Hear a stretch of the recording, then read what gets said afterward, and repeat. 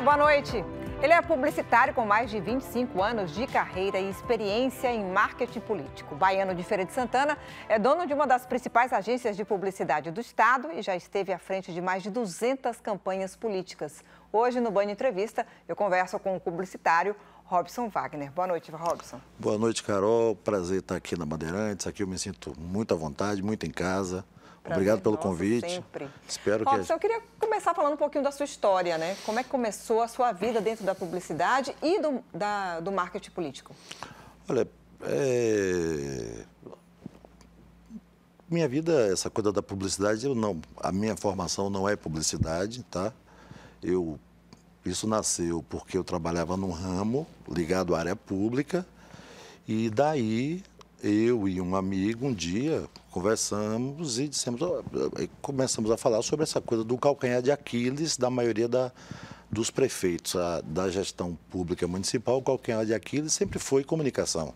Existem prefeitos que trabalham muito e se comunicam muito mal e às vezes não conseguem nem se reeleger, e outros que nem são bons prefeitos, mas se comunicam muito bem e conseguem convencer a população de que ele merece mais uma chance. E isso nós fomos afinando, melhorando e tal, e aí, a partir daí, de lá para cá já lá se vão 22 anos e nós estamos a cada dia aí vivendo, sobrevivendo, porque o mercado publicitário, ele sofre muito com essas mudanças, especialmente com essa entrada das redes sociais, essas redes digitais, vamos chamar assim, né? Porque você consegue incorporar todas. A cada dia é um novo desafio, porque o mundo está na palma da mão. Ou seja, você, na verdade, é de uma geração que mostra justamente o que... porque a Bahia sempre foi uma referência na publicidade, uma referência nacional, né? A gente tem grandes nomes da publicidade nacional que são da Bahia. Você também faz parte dessa geração que a publicidade é uma coisa que meio nata, então. O baiano, vamos chamar o baiano de criativo, né? É verdade. O baiano é criativo. O baiano, por essência, ele é criativo, ele está sempre inovando.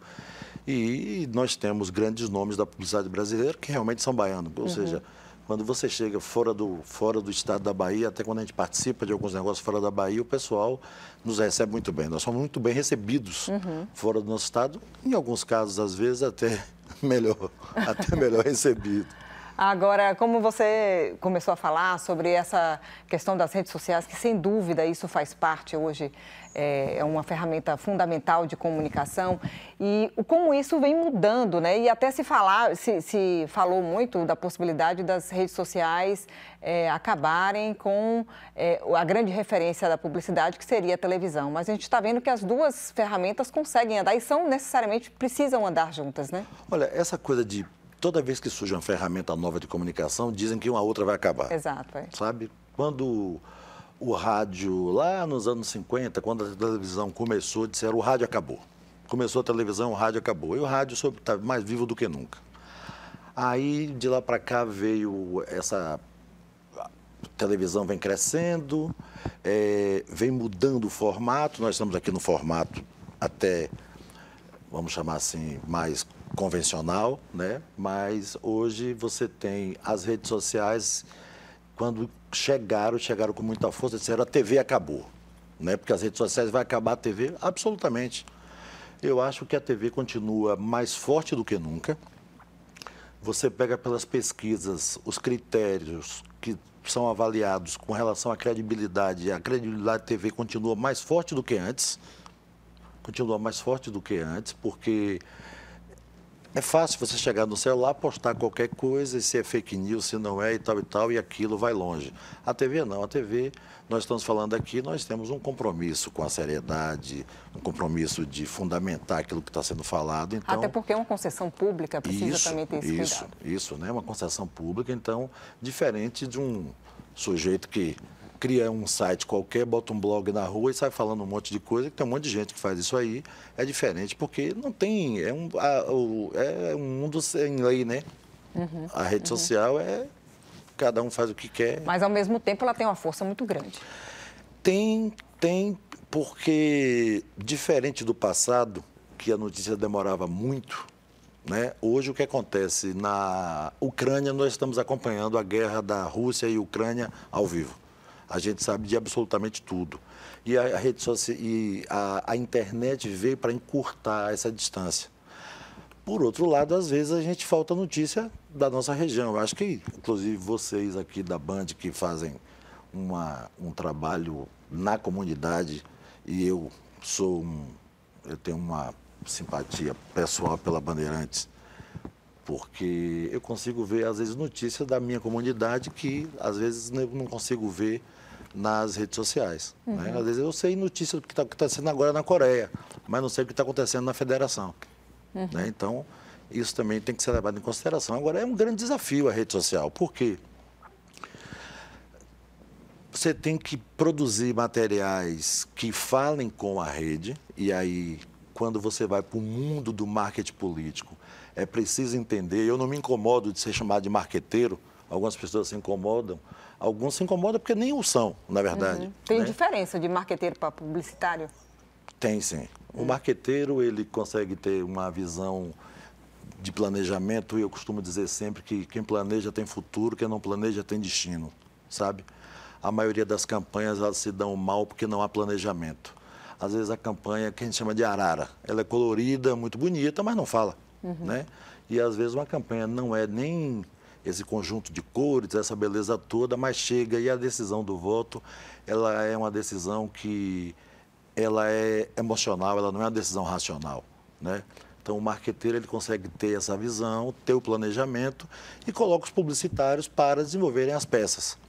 Alguns não gostam de se chamar de marqueteiro por conta até de alguns, vamos chamar assim, algumas coisas do passado que aconteceram com alguns, mas eu não posso pegar esses... Não pode generalizar. Absolutamente, entendeu?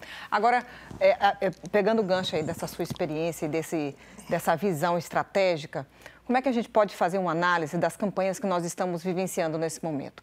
Começando, por exemplo, com a campanha nacional. A gente está no segundo turno e, nesse momento, o que se percebe é uma força muito grande, sem dúvida, das redes sociais, mas também uma produção muito forte ainda na televisão. Olha, a televisão, ela não vai perder, nunca vai perder a força. Eu acho que essa coisa da rede social, eu costumo dizer que nós vivemos um mundo digital para candidatos analógicos. Tem muito candidato tem um monte de candidaturas que não se deram bem durante a campanha porque esperou começar o período eleitoral para começar a falar. Ele poderia estar falando, porque, entenda, a rede social, ela existe desde a época dos índios, né? Quando nós estávamos sentados ali agora há pouco conversando, nós estávamos numa rede social, nós estávamos conversando. O que existe hoje é uma rede social digital. Alguns candidatos, eles perdem a oportunidade, porque deveriam estar falando com o eleitor há 3 anos na rede social, e ele começou a falar só durante a campanha. Então é difícil estabelecer uma amizade. A gente se conhece, eu não vou falar há quanto tempo para não revelar a nossa idade, né? Mas a gente se conhece. A gente não pode ter uma relação hoje na rede social a partir de hoje. Amanhã eu já quero o seu voto. Não. A televisão continua tendo muita força. Eu acho que tem campanhas que são muito boas, outras que não falam direito, não conseguem atingir o coração do eleitor, já que essa decisão é emocional. Falta planejamento em algumas campanhas. Tem campanhas que elas falam, é preciso entender. O estado da Bahia, especialmente. A Bahia, ela tem 7 fronteiras. Eu falava agora há pouco aqui, antes da gente começar, sobre uma cidade. Essa cidade, ela tem uma fronteira com Alagoas, Sergipe e Pernambuco, imagine. Então, às vezes eu falo uma coisa que para Salvador funciona muito bem, mas que não chega lá.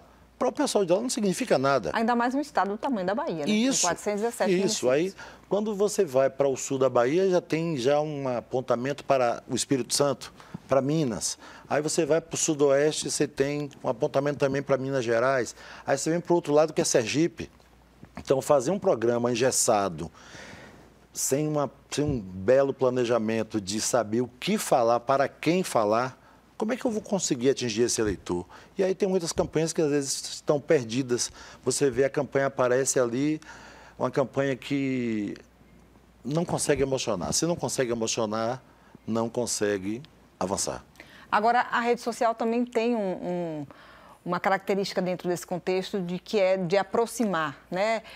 As pessoas se mostram muito mais como elas são ou como gostaria que fossem vistas pelas redes sociais? É uma coisa que mais pessoal, também seria por esse viés também das redes sociais? Olha, tem uma coisa que a gente vem medindo há muito tempo, que é o seguinte, se a rede é social, e aí é preciso lembrar de como ela nasce. Ela nasce para relacionamento, né? Em que pese ela virou um veículo hoje de comunicação, onde as pessoas estão lá o tempo todo fazendo propaganda, e ainda vem propaganda política, mas o que o povo quer saber, quer ver, às vezes tem alguns clientes que nós atendemos que dizem assim, poxa, rapaz, quando eu boto uma foto da minha vida pessoal assim, eu e os meus filhos com minha esposa, a quantidade de pessoas que olham, que tem acesso é muito maior do que quando eu faço uma coisa muito produzida. É porque o pessoal também quer conhecer também como é você, como é Carol, a vida de Carol, como é que ela é. Além do povo ser curioso, que é natural da humanidade, né?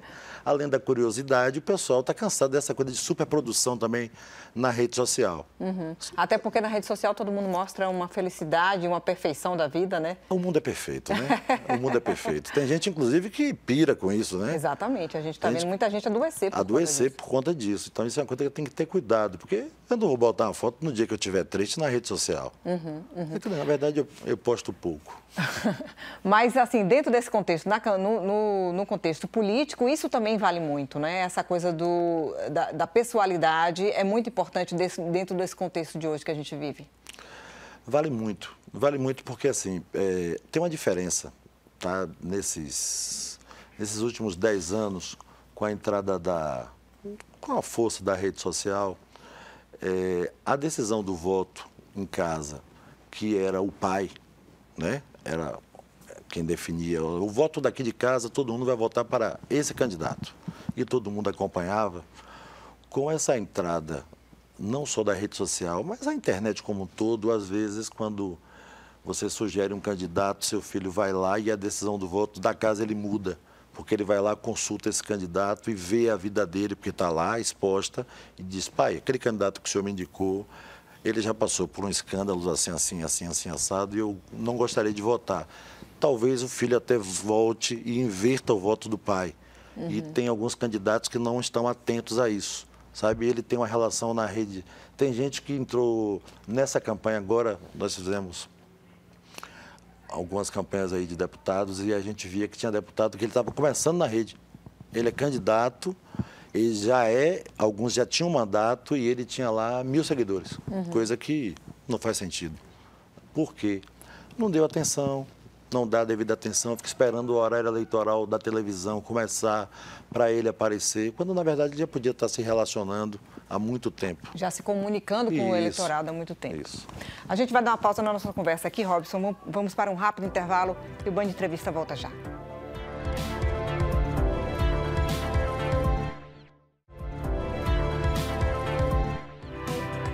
Band Entrevista está de volta. Hoje eu converso com um publicitário especialista em marketing político, Robson Wagner. Robson, a gente estava falando sobre a força das redes sociais no bloco passado e você também falou muito sobre a importância do planejamento. E isso vale muito para a rede social, porque no começo muita gente achava que isso era coisa meio que de adolescente, colocava sempre alguém ou da família ou algum conhecido para cuidar ali da rede social, mas é uma ferramenta séria, importante, inclusive para que aquilo tudo que você prepara não tenha um efeito contrário. Porque hoje a gente vive numa política também do cancelamento e que o que se consome é muito criticado, né? Tem que saber exatamente o que é que você vai falar, para quem vai falar e como falar, porque isso pode trazer um resultado totalmente contrário do que se esperava. É um ambiente muito perigoso, a rede social, eu diria assim, sabe? Porque, repare, às vezes se você não faz um bom planejamento e você coloca uma campanha e ela vai para a rede social, diferente da TV, que quando eu vejo uma propaganda que passa na TV, no máximo eu vou comentar com 2, 3 pessoas que estão assistindo comigo, na rede está aberto para todo mundo comentar. Inclusive, nós já tivemos diversas campanhas que elas foram para a rede, onde se pensava uma coisa, quando chegou na rede foi um desastre, sabe? Foi um tiro pela culatra, literalmente.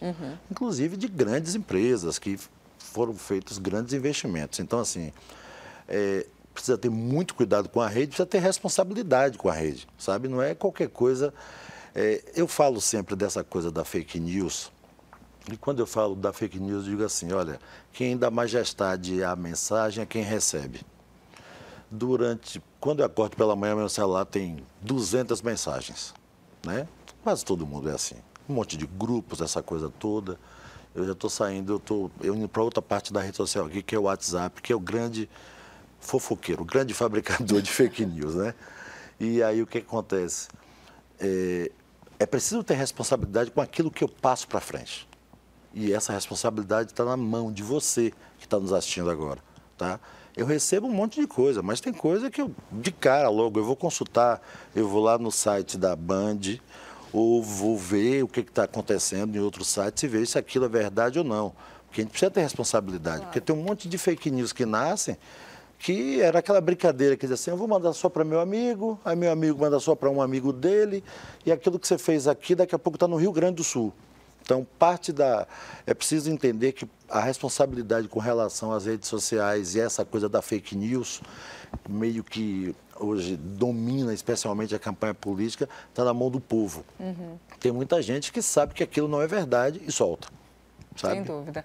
Agora, Robson, a gente voltando um pouco a analisar o cenário que a gente está vivendo agora, desse segundo turno, você, pela sua experiência, o que é que você percebe que nesse segundo turno as campanhas estão focando mais? O foco para tentar convencer o eleitor, né, nesse segundo turno, ele passa por essas duas, principalmente por essas duas ferramentas das redes sociais e da televisão, mas o que é que deve ser o foco e qual tem sido o foco que você tem percebido das campanhas que estão no ar nesse momento? Olha, eu vou sair da Bahia e vou falar do nacional, tá? Uhum. Até porque aqui na Bahia a gente tem que ter muito cuidado, porque quando a gente fala de um candidato, o outro lado diz, olha, ele vota daquele lado, é inimigo nosso e tal, mas tem que ter muito cuidado com isso. Assim, você tem 2 candidatos no Brasil hoje, um que leva uma vantagem no digital enorme, né? Um outro que eu até imaginava que cresceria muito no digital por conta da militância. A militância não acompanhou, é meio que a militância assim, a militância analógica. Uhum. As mensagens, você percebe que eu desafio a qualquer pessoa que me fale 5 propostas de governo até agora, de cada candidato eu não conheço, eu não vi ainda. Eu assisti a todos os debates, inclusive o último de domingo aqui da Bandeirantes, que foi muito bom o formato, mas proposta muito pouca. Eu estou vendo muita troca de farpa, é uma disputa de eu sou ruim, você é pior do que eu, né? E o outro vai lá, fala, mas eu acho que é preciso entender que cada campanha é uma campanha, tá? Não dá para... Cada candidato tem o seu jeito peculiar. Nós temos, às vezes, dificuldades de conviver com o novo. Talvez essa seja a eleição mais disputada da história. Tem gente que está dizendo assim, eu estou contando os dias para acabar logo porque eu não suporto. Os irmãos brigando em casa, primo que não fala mais com primo, as amigas já não querem se encontrar porque parte é de um lado, parte é do outro. Mas isso faz parte da democracia. Eu acho que todo mundo tem um direito legítimo de escolher o seu candidato. A decisão, eu continuo dizendo, não faz muito sentido racional a decisão do voto. E o que se vê é que nós teremos uma campanha no domingo, eu diria que para os torcedores, aí, os militantes, compra Rivotril, se prepara, porque vai ser voto a voto. Tá? Sem dúvida. Agora, a gente vê ao longo das campanhas o uso muito da questão das pesquisas como uma ferramenta de influência do voto. E no primeiro turno a gente viu muitas pesquisas que acabaram errando no resultado final. Mas ainda assim, a divulgação de pesquisa é utilizada como uma ferramenta de convencimento de voto. Você acha que isso funciona de alguma forma? Olha, funciona e funcionou até agora, tá? Eu acho que os erros que aconteceram nas pesquisas foram muito aquém do aceitável, sabe? Eu diria muito aquém não, muito além do aceitável, na verdade, porque existe uma margem de erro na pesquisa que, quando o Instituto coloca lá, a margem de erro é de 3%. Você imagina que 3 para frente ou 3 para trás está tudo ok. Mas tiveram pesquisas assim, que erraram 15 pontos. Por quê? Talvez é porque a metodologia, como é aplicada a pesquisa, ainda é como o Gallup criou a pesquisa no início do século XX. Eu acho que a pesquisa talvez ela esteja perdendo, ela não consegue ampliar a sua amostra. E hoje você precisa talvez ampliar para etnia, que é uma coisa que a pesquisa não pega. Você precisa entrar um pouco mais no campo da religião, separar esses públicos. A amostra, às vezes, é uma amostra muito pequena. Hoje, dentro de uma casa, você tem um condomínio. Você tem, eu costumo dizer isso, que dentro de uma casa você tem um irmão que é espírita, um outro que é umbandista, um que é protestante, evangélico, né? Um católico, ou seja, você tem 4 pessoas completamente diferentes numa mesma casa. E a pesquisa não consegue pegar esses bolsões e essa amostra, por ser pequena, ela passa em todos os estados e às vezes você tem numa comunidade, o número de eleitores estão espalhados nas fazendas, na zona rural, e aí a pesquisa não pega aquelas pessoas surpreendem. Ou esse número de indecisos, que na sexta-feira você tem um número de indecisos grande, o candidato que parece que está ganhando, eu costumo dizer sempre, quem tem 10 pontos de frente não comemora a vitória. No domingo não fica comemorando não, porque as duas formas de perder a eleição são sempre aqueles que pensam que já ganhou, ou aqueles que pensam que já perdeu. Pensou que já ganhou a eleição e começa a trabalhar dentro desse campo de que eu já ganhei, vai ser surpreendido, porque fica de salto alto, relaxa e acaba sendo surpreendido. E achar que já perdeu, já está perdido, né? Sem dúvida. A gente vai dar mais uma pausa aqui na nossa conversa. O Band Entrevista vai mais para um rápido intervalo e volta já.